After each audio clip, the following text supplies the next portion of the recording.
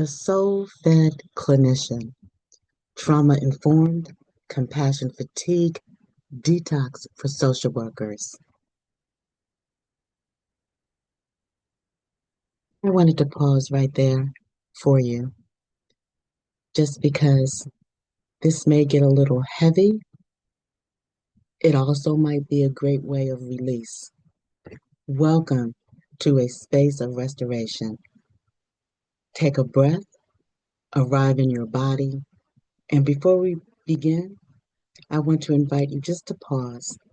Place your feet flat on the floor. Take one slow, intentional breath. This space is designed for you, not just for you as a professional, but also for the whole person behind your title. You deserve to be here.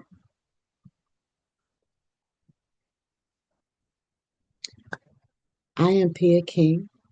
I am a licensed social worker, holistic therapist, and my jam is to get you to a place where you always feel whole, seen, held, respected in the work that you do. Not only are you taking care of others, you're helping them along this journey that they're on, but you as well are on a journey, and you need to also protect yourself. Understand and distinguish between compassion fatigue from burnout and secondary trauma. Regulate the nervous system. This is huge because while we do this work, you're going to be affected by so many things that you hear and see doing your work with your clients. This is system regulation, and the tools that you receive today are rooted in somatic practice. We're going to explore systematic contributions to clinician depletion, build your personal restorative practice plan. So, did you take that pause? Did you get in a comfortable place? Did you get your favorite beverage and just sit for a moment before we jump in? This really matters because in reality, as social workers, we are among the most emotionally overextended professionals in the helping field. We absorb trauma daily, often without adequate support, supervision, or recovery time built into their systems. Emotionally, we're overextended. We carry far more than any one person should bear. Think about that. And if it resonates, I want you to drop a "it resonates" in the chat. Emotionally, we're saturated. Secondary trauma fills every available space. And sometimes we don't think about that. We really don't. We carry on day to day, doing what we do best for our clients, and that is to be there to show up. But you can't show up if you are pouring and giving from an empty cup. I know that you've heard that before. Systems that are unsupported, I know you know that. Structures rarely account for the human cost. You cannot pour from an empty nervous system. So, our learning objectives: by the end of this session, you should be able to define and articulate the distinctions between compassion fatigue, burnout, and secondary traumatic stress. You should be able to describe how chronic stress deregulates our nervous systems and impacts our clinical performance.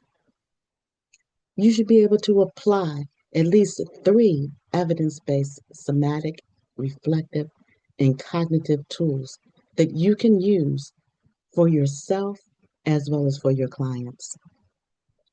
We're going to be able to identify, recognize systematic contributions to compassion fatigue in organizational settings, and then develop and create your own personalized, actionable restorative practice plan for ongoing self-care.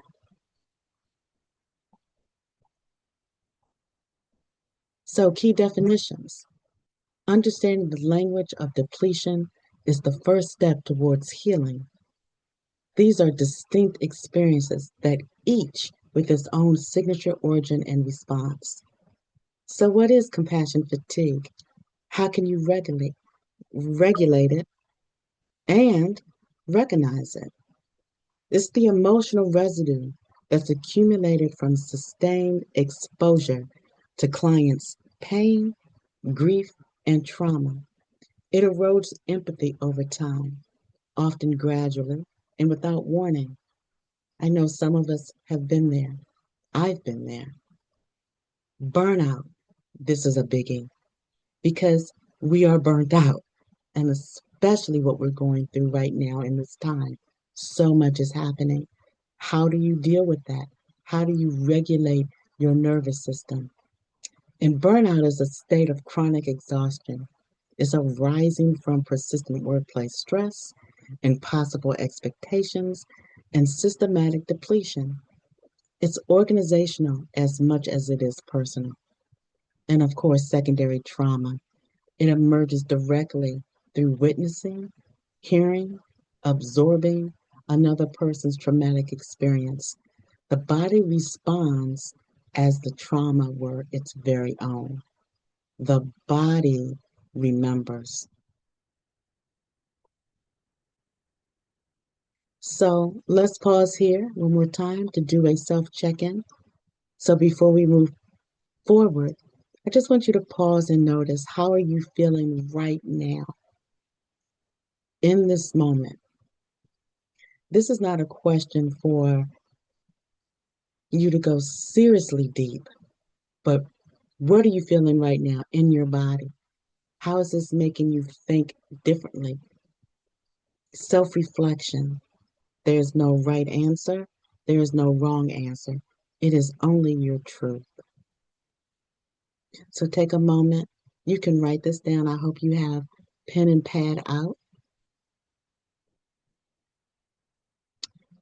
I am emotionally numb or overwhelmed. Is this you? Do you feel disconnected from your feelings? Both are signals that you need to honor and pay attention to. Do you feel detached from your clients? Is there emotional distance? That can be a protective response that you're feeling, to be detached emotionally.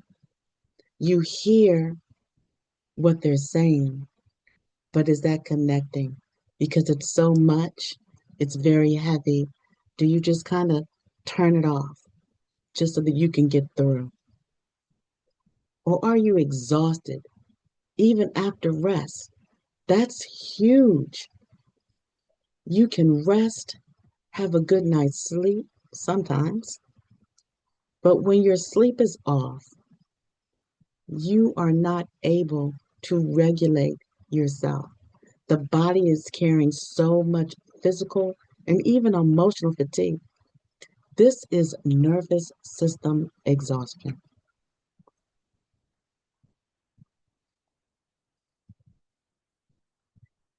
So let's do the nervous system under chronic stress check in.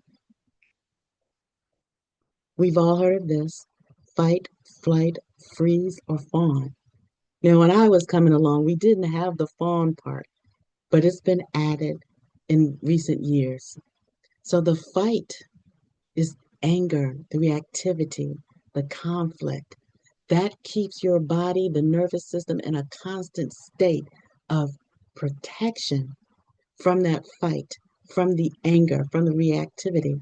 So your body isn't resting, it hasn't recalibrated. The flight, ah, this is where the avoidance, the overwhelm, and the escape kick in. You just want to shut down, close yourself off, and that's not good either. Or maybe you freeze. That numbness, that shutdown, that paralysis, this is all real. And then fawn is when you are people pleasing.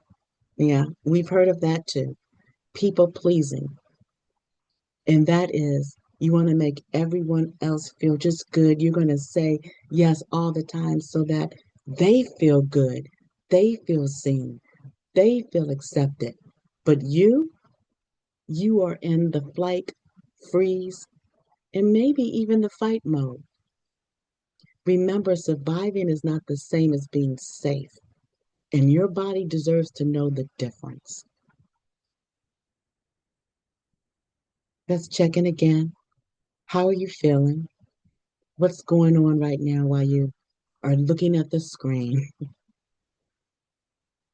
What's going on? If this is something that you feel iffy about, if something is coming up for you, know that right now you are talking, speaking to, and feeling your nervous system. You are understanding the dysregulation in this moment. These are not character flaws or professional failures. By no means.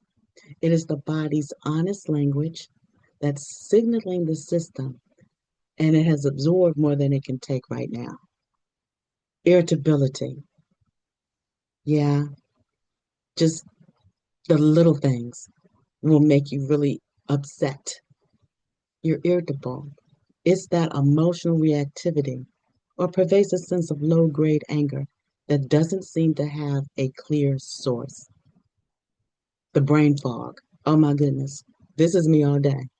It's difficulty concentrating, forgetting details, feeling mentally sluggish or disconnected from your own thoughts.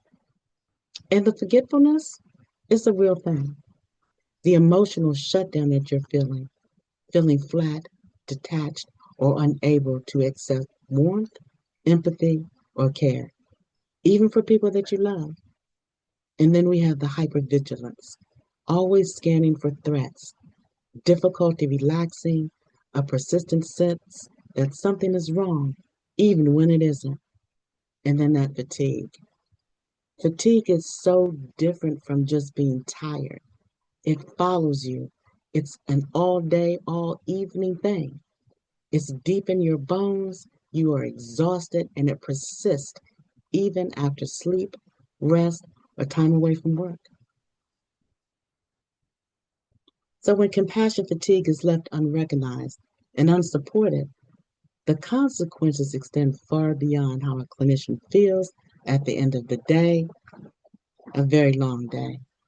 The impact is professional, it's physical, it's rational, and systematic.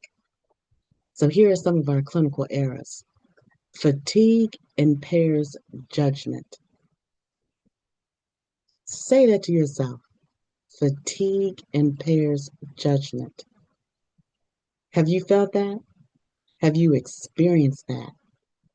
It reduces your ability to attune. It increases the likelihood of miscues or even poor decision making. Then you have the boundary collapse. Depleted clinicians struggle to maintain healthy professional limits, risking over-involvement or emotional withdrawal. And the health consequences is huge as well. Chronic stress. You're always in that place of significant stress, and it manifests physically. Autoimmune flares, sleep disorders, cardiovascular strains, and much more. Now, keep in mind, the body keeps count. So, of course, you're going to feel it. And maybe now you're even thinking, do I really want to stay in this career? Maybe you're looking to exit, but you don't know how. Because guess what? You still have bills to pay, you still have a family to take care of. And this is how our field loses skilled, passionate clinicians at alarming rates due to unsustainable working conditions.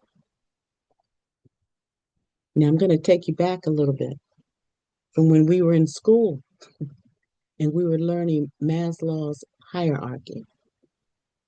Well, in our framework here, soul fed clinicians, we're going to use 5 points.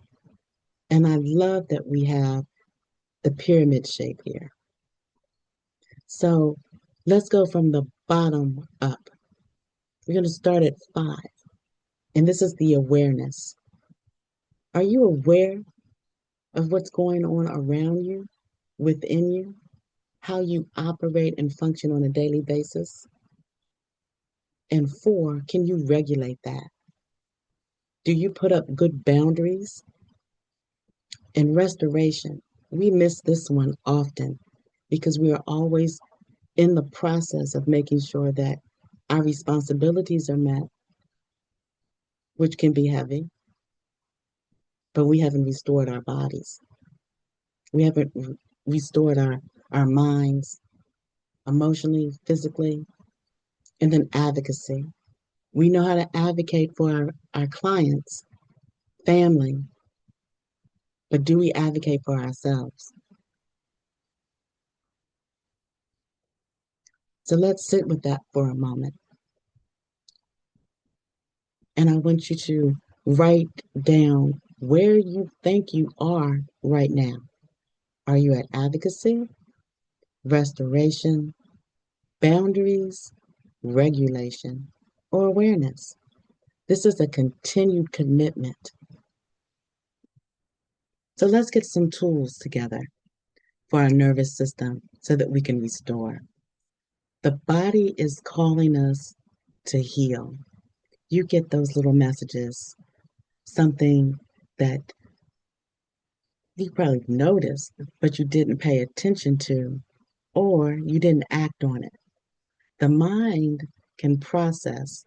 The nervous system must always feel safe first. And these systematic tools are practical, evidence informed, and can be used in the middle of any workday. Grounding. This is so key. You're going to use sensory anchors. We start off with placing our feet on the floor, and 5 things you can see the weight of your body in a chair to return to the present moment when flooded or disassociated. So if you did that, you had your feet on the floor, you were in your comfortable chair, maybe on the couch. I don't want to say bed because we don't want you to go to sleep. But your feet, the connection of your feet to the ground is so key because it restores you, it brings you back to the present. And your breath work. I know you've heard about that. Your breath, your breathing, slow through the excellence of inhaling and exhaling. This also helps the body to release toxins. You may not think of it like that, but your breath work, you breathing, hand on the heart, one hand on the tummy, and just sit, close your eyes, relax, and try a 4-7-8 pattern. So breathe in for 4 seconds, breathe out for 7, and then 8. We're going to do that again. It might seem difficult at first, but trust and believe that regulating your breath helps regulate your system. And then, of course, your body awareness. You want to practice brief body scans throughout the day. Take a moment to notice any tension, numbness, or holding patterns. The body is always communicating with us. Learning to listen is a clinical and self-care skill. Your reflective tools for emotional processing. This is big too. And sometimes we miss this step. I love journaling. And it's a way to like do a brain dump of everything that has happened during the day. You need to release that and kind of have your brain to chill out at the end of the day. Just take a few moments. It doesn't have to be a novel. Just 5 minutes of expressive writing can interrupt and restore clarity. Your emotional processing. Now, we've been naming this, and we need to do this without judgment. Emotions that are witnessed rather than suppressed. Move you through the system rather than accumulating as residue. You don't want any residue. So create a ritual of emotional check-in at the end of each day. What am I carrying that is not mine?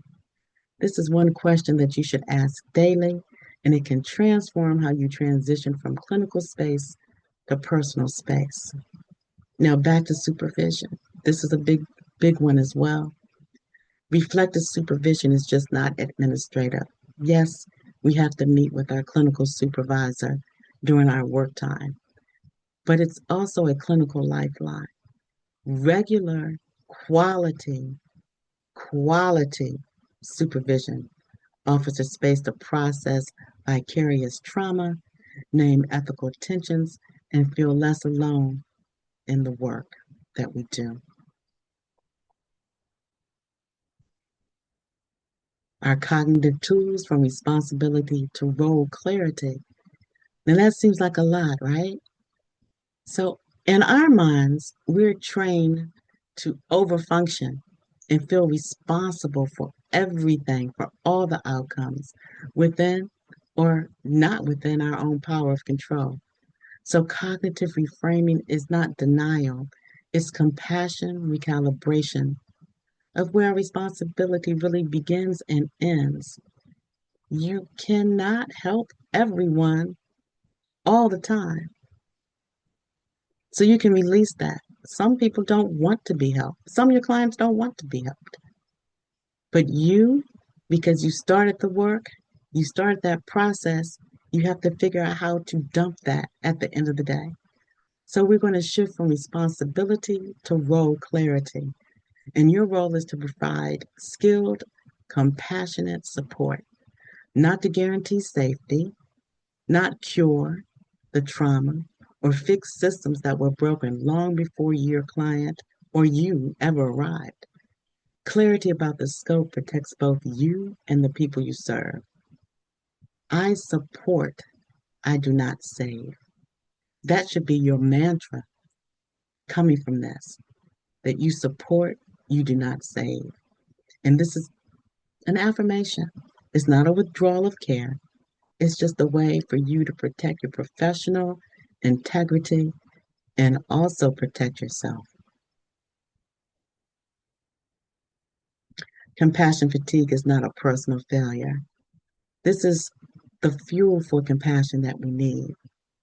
It is a large part of the systematic wound, an individual tool that matters, but they exist within organizational contexts that must also be named and challenged. So, we have very high caseloads. That's unsustainable, but your organization is still looking at the numbers. Productivity pressures. Yes, your organization is pressing for productivity. And you may work even when you don't feel well, even when you can't think well, even when it's hard, you still do the work. The lack of support, we often find this in the field that we're in. Inadequate supervision, no peer consultation, or the organizational's acknowledgement of an emotional labor. They realize the work that you do, but their focus is elsewhere and not so much on you. And then we have organizational trauma. Agencies themselves can carry unprocessed systematic trauma. When we're all pouring out of the same bucket, we're scraping, we're scraping that bucket. It is passed down through the culture, through leadership and policy. Advocacy as an ethical practice is also very key in the work that we do. And advocating for yourself is not self-indulgent. It is a professional and ethical obligation. And our very own code, NASW Code of Ethics, calls us to maintain our own well-being so we can serve our clients with integrity. Take a moment and write this down and see where you fall, your agency falls in these three categories. So claim your rest as an ethical responsibility. Advocate for sustainable workloads. And normalize restoration in the workplace. So if you write that down and put it where you can see it every day, and maybe you want to talk to your colleagues about this and see where they fall. There are our self assessment. This is our professional quality of life. And this scale is validated. It's a widely used tool for measuring three dimensions of clinical well being. It's not a diagnostic mirror, but it can help guide and not judge and restore your work. What is your compassion satisfaction? I hope you're writing this down because we'll circle back around to this when you get your handouts. So, the compassion satisfaction, this is your positive energy and fulfillment derived from helping. High scores here are protective and they remind us why we entered the field and fuel continued engagement. So, think about why you entered the field, however long ago it was, or maybe it was recently. Why did you do that? Why did you want to come into this field of social work and being a clinician? Where are you on that scale? The burnout, again, burnout. We're going to keep seeing this pop up. And this is reflects on the hopelessness, the disconnection, and the chronic exhaustion that you feel that's related to your workload and organizational stress. Where are you on that scale? And then our secondary trauma, we're revisiting that again as well. And it parallels closely to PTSD. And it comes from being exposed to your client's traumatic material. Are you carrying their trauma with you, holding on to their trauma that's not yours? How do you help them process it, work their way through it, if you are taking on all of the same symptoms? So, this is a big one too. And I really want you to pay attention to how we are going to restore and creating your own practice plan. It is not a to do list. Please know that. Your restorative practice plan is for you to start living a commitment to yourself. And it's designed to be simple, sustainable, and grounded in your actual life, not an idealized version of it. So, one, you have your daily regulation, the systematic practice that you do each day, going back to your breath work, doing a check in on your body, how you're feeling. That's our body scan, and grounding yourself in that moment before your first session and after your last session. So very key. If you have 5, 10 clients a day, at what point do you stop before you go on to the next client? That's a way that you have to detox from the first client so that you can be present and full for your next client. Then we have our weekly reflection. Please schedule time each week for journaling, your peer consultation, or supervision. Focus on your emotional experience. That is very key. And understanding your boundary clarity.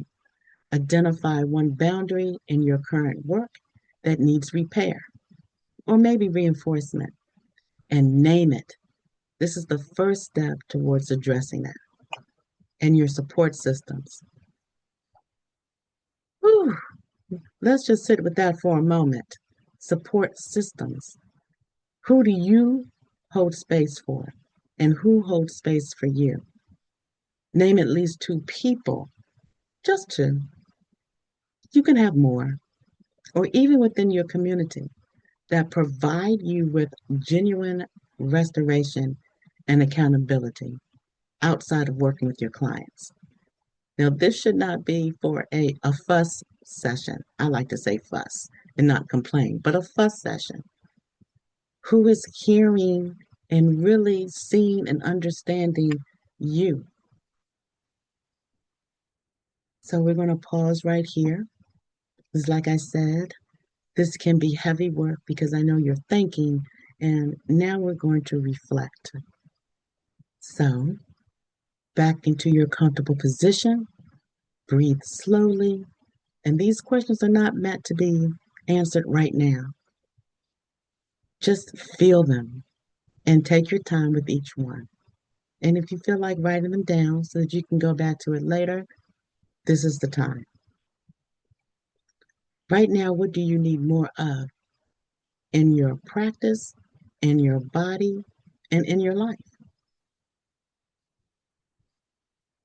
And what do you need less of in your schedule, in your mind, in your relationships? And what must you release? A belief, a role, a burden that was never yours to carry.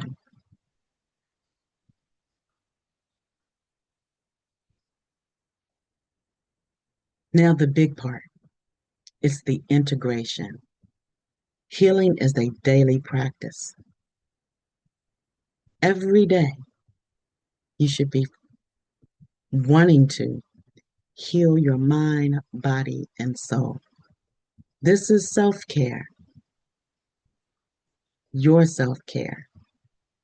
And you do not have to arrive fully healed to do good work. You simply need to remain willing to notice, to tend, and to return to yourself again and again. So, integration is not a destination, this is your ongoing journey. It is your quiet, courageous act of showing up for yourself with the same compassion that you do for your clients, family, or even friends. So now we come to our closing, and I want you to remember this.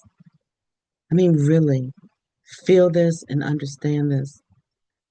You are not just a clinician, you are a vessel, and you cannot pour from an empty vessel.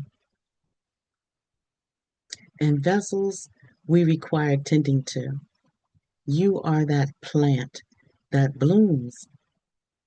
But if you don't tend to the blooms, they'll fall off and scatter,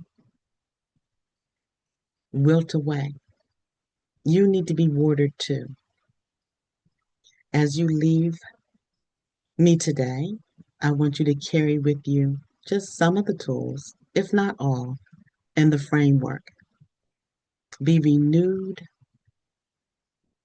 and understand that this space was for you. To place yourself in a circle of individuals who care about what it is that you do so that you can continue to do your work in a fulfilling, meaningful way. So thank you for your courage. This took a great deal of space, time, reflection, and it took courage. It takes courage to stand up for yourself and to actually be who you are, no matter the boundaries, no matter beyond your usefulness. You are always seen, and you should always feel present within yourself. So staying connected, this workshop, training, or just this moment that we spent together. And if you're ready to go deeper, go through additional consultations, training, or just continued learning, I am Pia King, and I am available for you for individual and organizational support. So thank you so much for your time, your attention. I hope that you're feeling a little more relaxed. Thank you for your presence, your openness, and your commitment to continuing to do this sacred work with integrity and care. I hope you enjoyed this continuing education course from Agents of Change. Want to earn your CE credits for this course? Visit agentsofchangetraining.com or the link in the description to purchase the course and take the post test. If you're looking for more CEs, check out our unlimited plan. You will get unlimited access to 150 plus ASWB and NBCC approved continuing education courses for one low annual fee. We're always adding new courses. Did I mention we also have 5 free CE credits available too? Check it out at agentsofchangetraining.com.